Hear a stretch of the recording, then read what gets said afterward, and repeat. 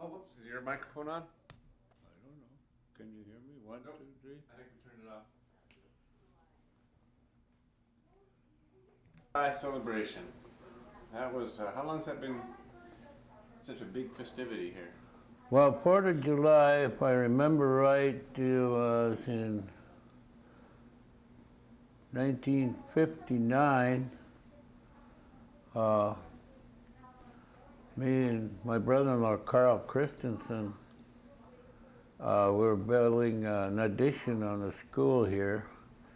And usually 4th of July, everybody will go on boat riding or picnicking. And some of the people didn't have boats and stuff. And we thought it'd be nice for their kids, to have some activity. So I was staying with Carl then, and we started talking about, well, let's have, some races, mountain marathons, potato sack races and stuff. And we tried it, and people really enjoyed it. We had ball tosses and pie eating contests. And, we kept graduating more and more every year, and people loved it and looked forward to it. So we just kept developing, different games like the pudding eating contest, and there was a lot of other games that just didn't have the material yesterday. One hilarious race I wish we went to a rummage sale in Kodiak, and we bought, all the Long John underwears that we could find, and we'd put them in a gunny sack and line them up.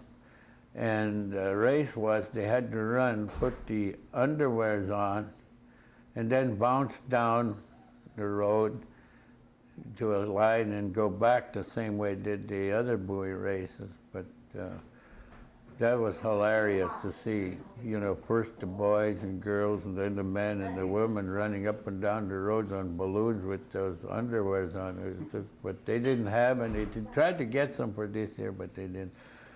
Then we'd have shoe scrambles, penny toss, candy tosses and stuff, anything to keep the kids happy. But then we found out later, on 4th of July, everybody becomes a kid. And you could see young and old enjoy the port here in Old Harbor. So everybody becomes a kid on 4th of July. We started it out years ago for the kids. Now it's for everybody, and they enjoy it. And it's like one big happy family, which is good, because they all try and participate, and everybody's doing, young and old. And I guess you covered that yesterday, so you could see how it's successful if the weather's good. And we had another good one, so hopefully we'll do it again. I heard it's very popular. It's very well known. This 4th of July in Old Harbor has been famous. Yes, well, different people coming here taking pictures, and one of the main attractions I forgot to mention was the blessing of the fleet. And I started that. Well, the first couple of years we didn't, and then later on, when we had a dock built, it'd be nice to.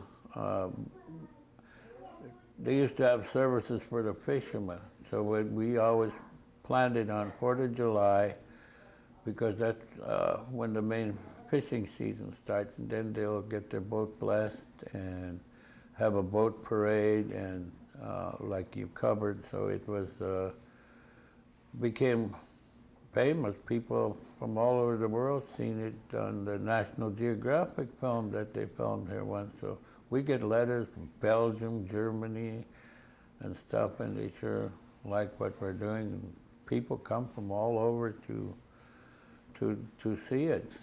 And so even Kodiak started doing it after we did. That's good. Claim to fame. Mm-hmm. More about the 4th of July. Let me think here. covered, I'm hoping to hear about so that we can use your voice. Oh. Yeah, well, later on when we were able to maintain our purchase fireworks, the city used to order a bunch of fireworks and then we'd wait till late at night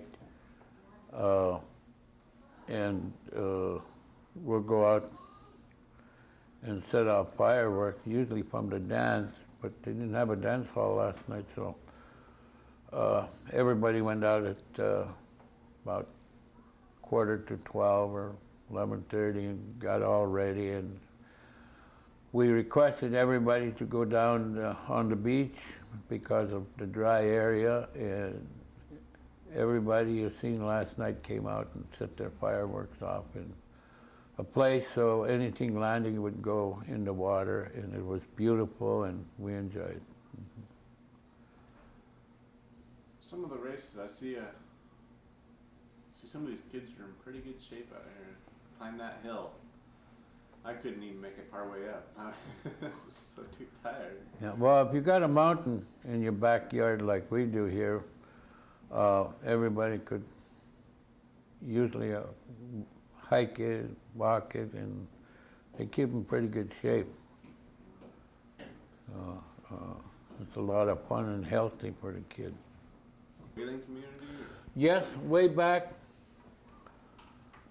from all the oral history, they used to go out and get whales with poison darts and bring them in to the village, and it was one of the main food sources. What kind of, I found out from my parents, the whaling station was in Port Holborn over on Sycolitic Island, and they used to catch a lot of whales, and a lot of the people worked over at the whaling station when they processed the whales. And the whaling station for years would give people all they wanted of whale. They call it keemuk here up north, they call it muktuk, but it's keemuk to them, and they used to get keemuk, and that they lost art or quit doing it themselves like they did the old way, because the whale boats would go out and get them, and we had pictures of big whales being pulled up at Port Holborn, and for years they got, all the whale meat they wanted. And then when George Washington Carver invented peanut oil, it kind of took the whaling industry out. I think it was a good time because whales were getting awful scarce. So they closed, our whaling industry was closed down. How did that affect Old Harbor? Well, about that time, the salmon industry and the fur industry was real great. So in that period, in late 1800s and into the early 20s, they did a lot up until the Second World War. When I was young, a little boy in 1937, I remember going down the beach. I was awful scared because in the springtime, people went out and come back with their dories, and they'd all have bears. And community effort, they would salt bear meat for the winter, and it was one part of their diet. And they would flesh the hides out, and usually most of the sheds or south walls had bear hides on them. And there was fox farming on the island, on a lot of the island, and a boat, like a floating store, would come from a craft store in Kodiak called the Mavis, and they would trade with the people for flour, sugar, tea, shells, guns, for the furs they had, and that's when they used to sell the bear hide, so nothing was wasted. And we never had bear problems because people ate them then. But Now there's too many bears and becoming a problem all over. But they're remedying that by opening up subsistence hunts for the people and also making more hunts available because the bear population, I believe, is, just booming. Our island over there, I remember about 20 years ago, there was counted like 3 bears because most of them would swim across to Kodiak Island from Sitkalidi. And I think the survey about 6 years ago was like 35 bears on that island. But we know they do swim across the channel and travel. And so there's an abundance of bears on the island. But nobody hardly eats them anymore because there was a period of like 40 years. It became a hassle for the native hunter to go get them because you'd have to send in the hide and the skull, and there was just so much work in fleshing, just to get a meal. And the fishing's good, they supplemented that with, canned goods and beef and stuff. So we kind of lost our taste for bear, the younger generation. Your memories of the tidal wave that struck here? In 1964, I just finished my first coffee shop at, Okay, you bet. In 1964, you were saying? Yeah, in 1964, I had a coffee shop out here. I just got completed. It was just right for the size of town that time. I had 11 stools and 3 booths, and the windows like this facing the Sitkalidi Straits, and everybody liked it. It was fun, and I was going to add on to it. So there was the old whaling station, like was last seen service in 1922, I understand.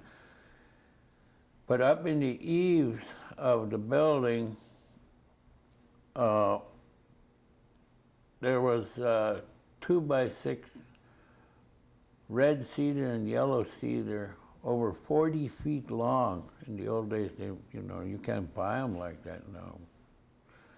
But we went over and we'd cut out every other one, so the building wouldn't collapse on us. And to save this wood was just like new because it was covered with corrugated tin roof. And we worked at March 27th and got the boat Kiska loaded up. And when we were done getting the wood out, naturally we always liked to tour the whaling station. It was really interesting. There was a big ramp that went up where they pulled the whales up, cut them up and shoved down, and they had big boilers up on 12 by 12 timbers, which were getting pretty old by then. Already grass and alders were growing up over the ramp that they pulled the whales up. And we walked through the whaling station, and people quoted me saying, I was looking up and I said, I'd hate to be in here in an earthquake. It was getting old and all those heavy boilers and everything up on pillars. So we walked out and went down to the boat, and we decided to have coffee and a sandwich before we head home, and that's when the earthquake hit. We ran outside, we didn't know what was happening. The boat was just banging against the piling that we were tied to, and we watched the whole whaling station come crashing down. If we were in there, we would have been like in a weasel trap deadfall. They never would have found us because all that heavy stuff just come crashing down in the dock. And we looked around, there was rocks falling down all the mountains. The tide was low behind us. Fortunately, in Old Harbor, it was low here too then. If it was high tide, a lot of more people would have perished because the water rushed in so fast. We looked, it was low tide, and by the time we untied the line, because we were bumping against the piling so much, and my brother-in-law Andy, he put the Kiska in gear, and we started running out, and we looked back, it was already high tide. That's how fast the water was coming in. And we headed for Old Harbor. It usually takes us an hour on that boat, Kiska, Larry Matfe's boat. He was letting us use to haul lumber. And it took us about 15 or 20 minutes to get back from Old Harbor because the water was out and coming in. I was crossing myself when we were coming through the Narrows because I could see bottom where I'd never seen bottom before because the water was low and we were just roaring in. I could see reefs going by with white barnacles on them, and I thought if the boat hit that, we would just roll. So we came through the Narrows and we could see drums and skiffs and everything drifting out the bay. And we looked and we were really worried about the people, our families. And then we noticed them on top of the hill because they got word from the village of Kuguyak that the wave was already coming there and going out and building. So we came and tied up to a mooring. We didn't have boat harbor then, came ashore.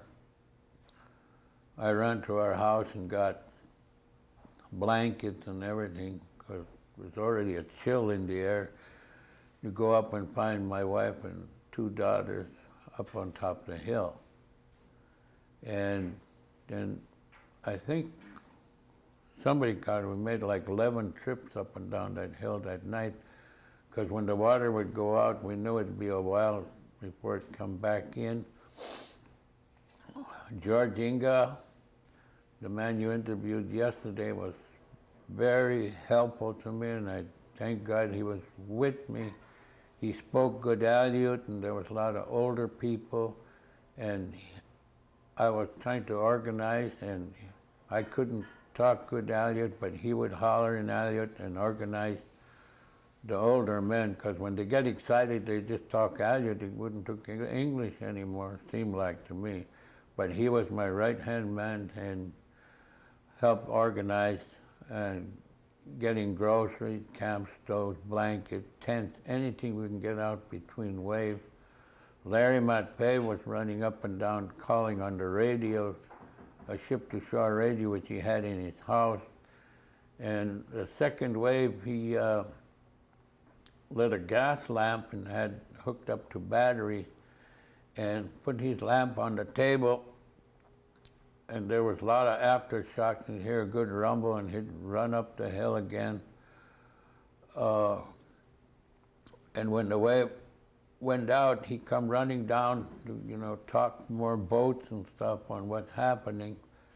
And when he came down, his house was going out the bay, and the lights were shining out the window because he left the gas lamp on the table, It wasn't a laughing matter then, but after now we sit and Larry and I used to laugh about it. He said, I could have been sitting in there floating out in my house before, it sank down. We seen all the houses go out except the school and the church. And there was one house on a cement that had cement foundation, but the water was 7 inches to the ceiling in it. The church had water all the way up past the door because the next day we went down to clean it up. Not a candle fell, the floor was dry.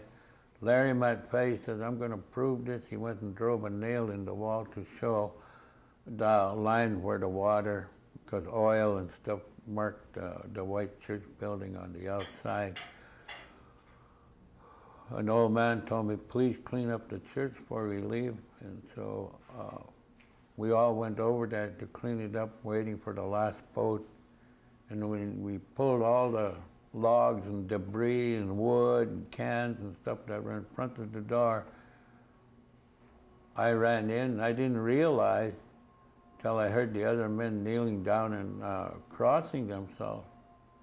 At the floor was bare dry. Not a drop of water went in. We opened the inside doors. The church was the way we left it. Not a candle fell, nothing. And usually people walking around could even bump them over. But the houses next door, stoves fell over, hot water tanks that were piped in, busted loose, and our church was a total miracle. The village of Kaguyak had just built a new church, the village halfway down from here in Akia, and that's why they didn't go back. Their church washed out, and all the old people, when we settled down, said, no, we have to go back to Old Harbor because the church survived, and it showed us a sign that to come back, and here we are, and it's a miracle. What were you thinking when you were out on that whaling, at the whaling station, and the 20 minutes took you to get back? What was going through your head? I'm sure your family and... Well, before we came through the Narrows, I was like in a state of shock, worrying about my wife and 2 daughters. And she was pregnant again. And the way I seen the water go was low tide and then was high tide.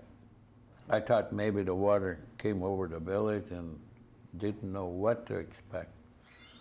But fortunately, the tide was low here, and when it came in, it came up over the top of the road, and maybe about a foot, but not enough to take anything out. And that's when the people ran up the hill. And I was happy for that. I didn't care about my restaurant, the house, or anything. I was just glad the family was safe on the hill, the whole village. And we didn't lose anybody. And then the waves got bigger and bigger. And when the waves went way out, this whole bay was dry from about the end of the village across. There's reefs and rocks. I looked out, I thought big boats were coming. There's reefs and stuff out there underwater that, you never see. But we could see them at night. We had a bird's eye view on the hill watching when the water went way out. Then water coming in maybe moved a couple houses that were in front, but the water going way up in the valley on the 3rd wave and coming back out is when it took the whole village, all the houses out to sea. How did the community come together when it came time to rebuild?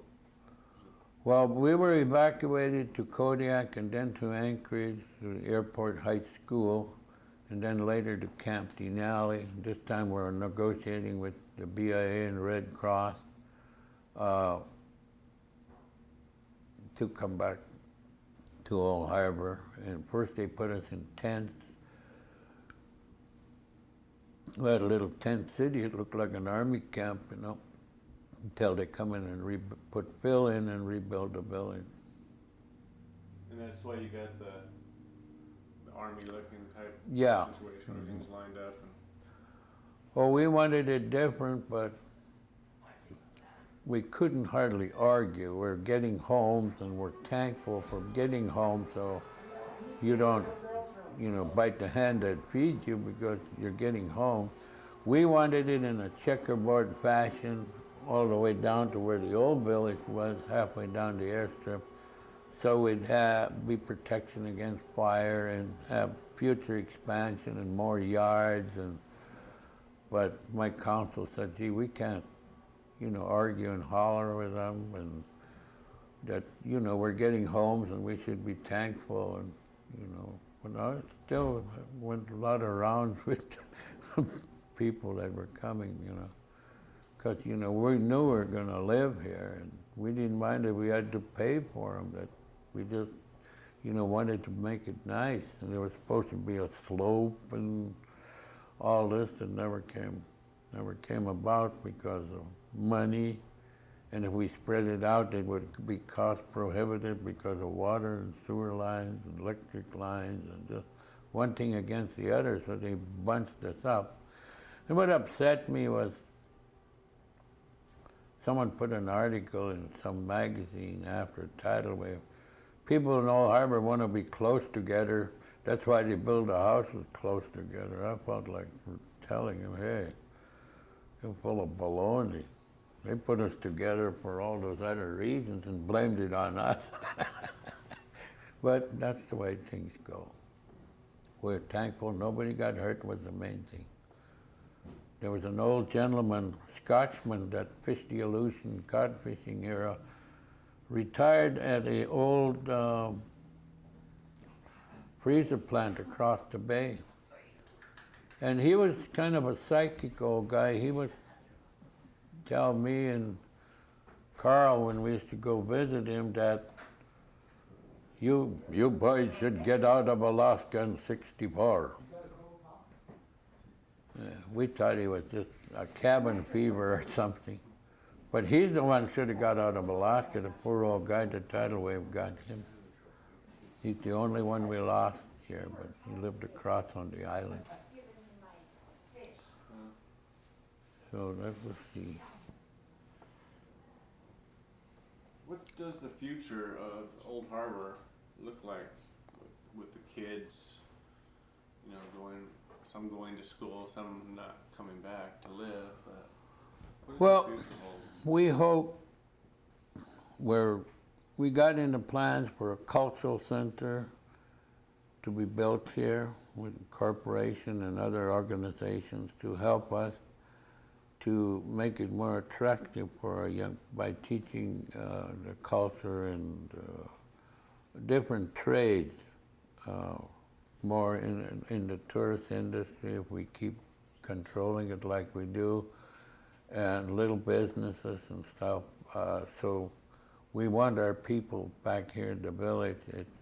We feel it's important, but we don't stop them if they want to go. Like my son now is director in the Kodiak Museum, and he went to college. He's a PhD and stuff, but we'd like to have him here, but what's he going to do here?